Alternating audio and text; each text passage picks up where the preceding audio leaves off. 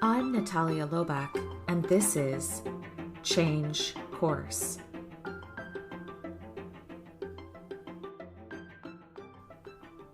We are the champions.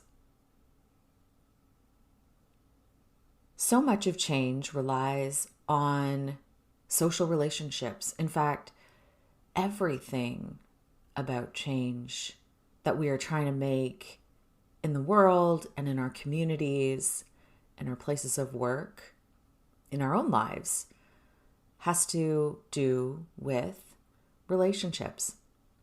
When we look at that critical adoption curve that we've talked about for the last 2 episodes, and we look at this idea of crossing the chasm, that's really where you start to see this idea of Gladwell's The Tipping Point really coming into relief.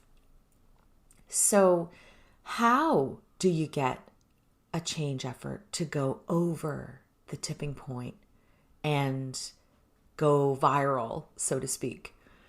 Well, you have to rely on what is called in the popular change literature your change champions.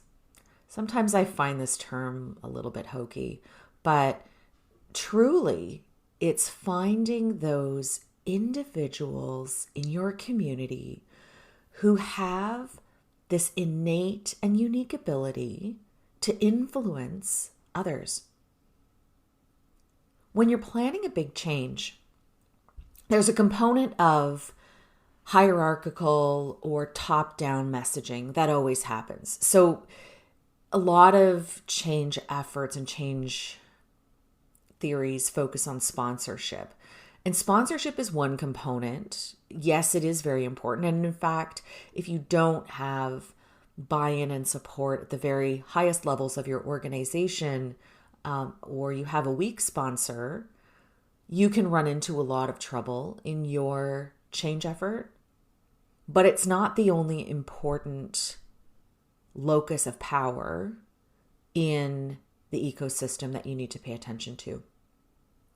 When you want your change effort to move forward through that tipping point, cross that chasm, really enable, inspire, and be adopted by your early and late majority, you've got to focus on finding those individuals who can help you influence those peer-to-peer relationships that are going to move the bigger proportion of the individuals through that adoption curve.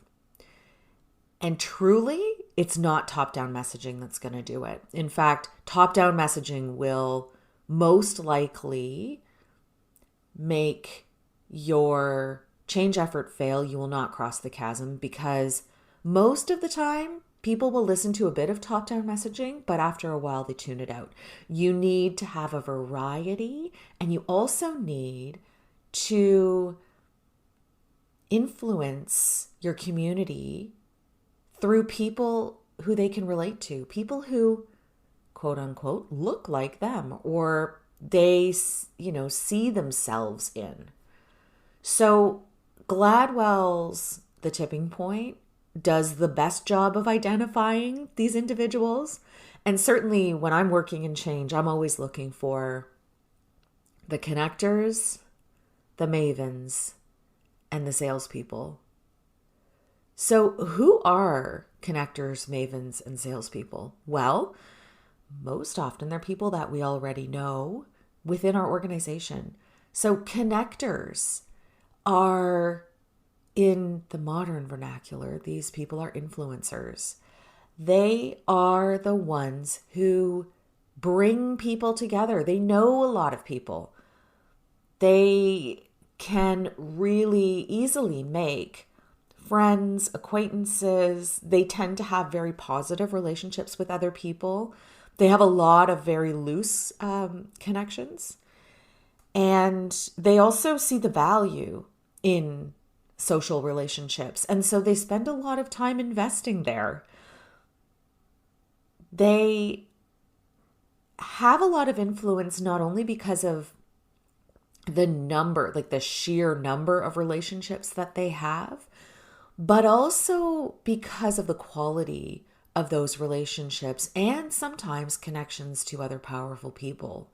And by powerful, I don't mean traditional hierarchical power. I'm also talking about influence or, social capital, things like that. So, connectors are those people who say, hey, have you heard about this thing that everybody is really excited about? I'm curious. What do you think about it? And they have this really amazing way to share information and just help people access things that they may not have considered. So when you are starting to plan and you really want to make this successful, you need to find who your connectors are. The second group is the Mavens. So Gladwell describes these individuals as people who accumulate knowledge. And he has this really great example of people who collect information about prices. So the price of something in different places and comparing prices. And it's just really interesting. So, I mean, if you haven't read The Tipping Point in a while, or you've never read The Tipping Point, it's a really worthy read. Highly recommend it. It's one of the books that really influenced me when I was starting out on this path and change. So Mavens, they have a lot of knowledge, and they have a lot of knowledge about different things. So they're helpers, but they're not helpers because, they're just socially motivated. They just really want you to have the information too.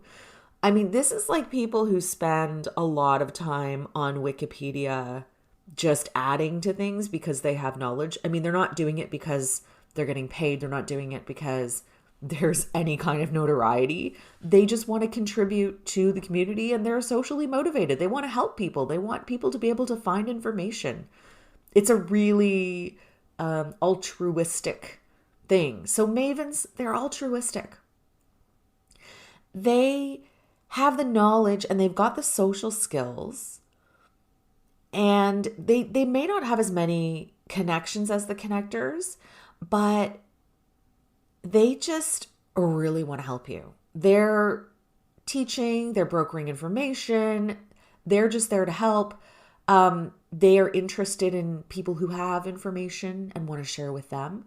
So, when you're tapping into your Mavens, when other people encounter a Maven, they don't feel like they're being forced. They don't feel like they are being persuaded. They are actually just feeling like they're being helped, like this person is a resource. They would go to them for help and for information because of the amount of knowledge that this person has and because of the personality that they have as well. The last group is the salespeople. I mean, we all know good salespeople, right?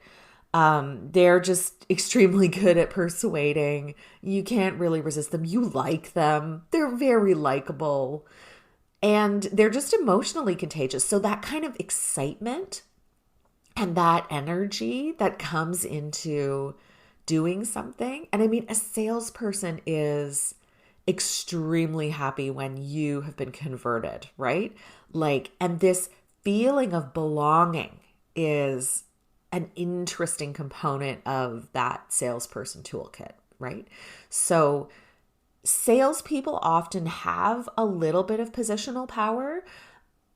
You're typically not looking at salespeople who are as relationally distributed as connectors, or maybe as knowledge concentrated as Mavens. But salespeople sometimes have a little bit of positional power, or they have experience, or they have some sort of clout amongst their peers. So there is some respect and some referential power, potentially positional power, that comes into play here as well. So salespeople, they are just so excited when you're converted, and they're likable.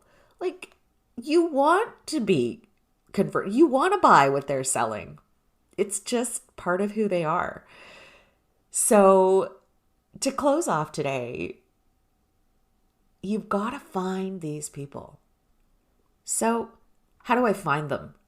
Well, I ask other people. So I ask a few questions to try and discover what the social fabric is in the community that I'm working with. So understanding, who is that? Who are those people that know everybody? Another way to figure this out is, who's the person in your organization who just gets things done? And tell me a little bit about how that happens and how they get things done. You might start to tease out, a few individuals there. The best way to get at this is to ask for stories. Ask for people to tell you stories.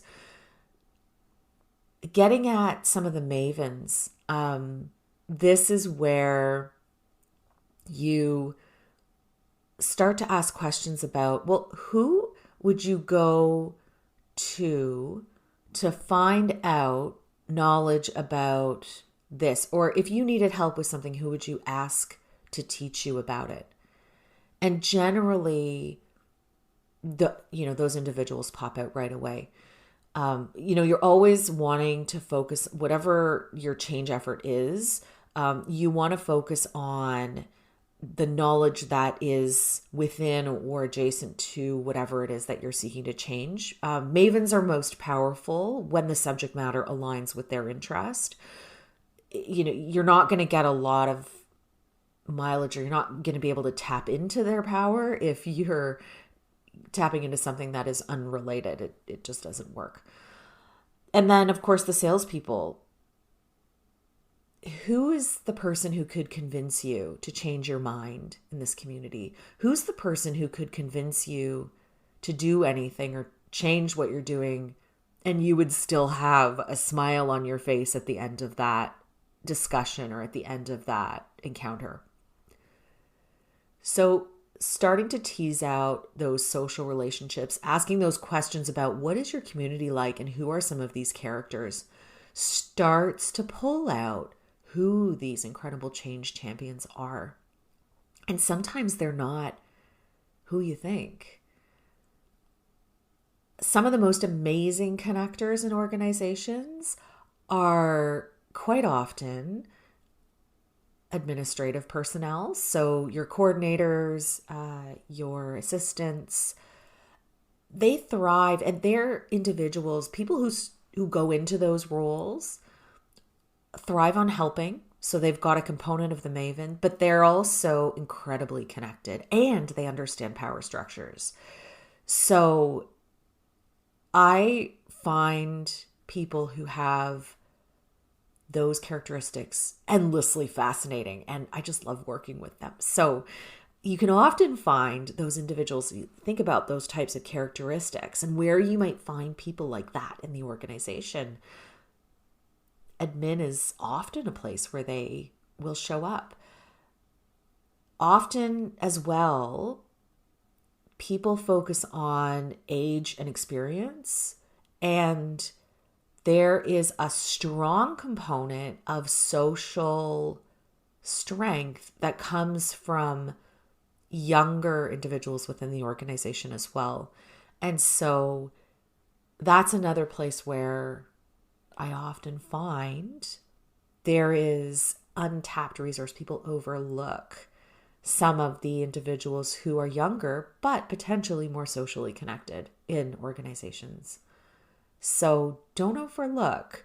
Don't let your bias of age and experience prevent you from finding some of those really exceptional connectors and change champions within your community. In the next episode, we're going to get into how to harness the power of these networks and what this looks and feels like in a successful change effort. But for today, I'd like to stop here and just think about, who are those connectors that you know? Who are those mavens and the salespeople?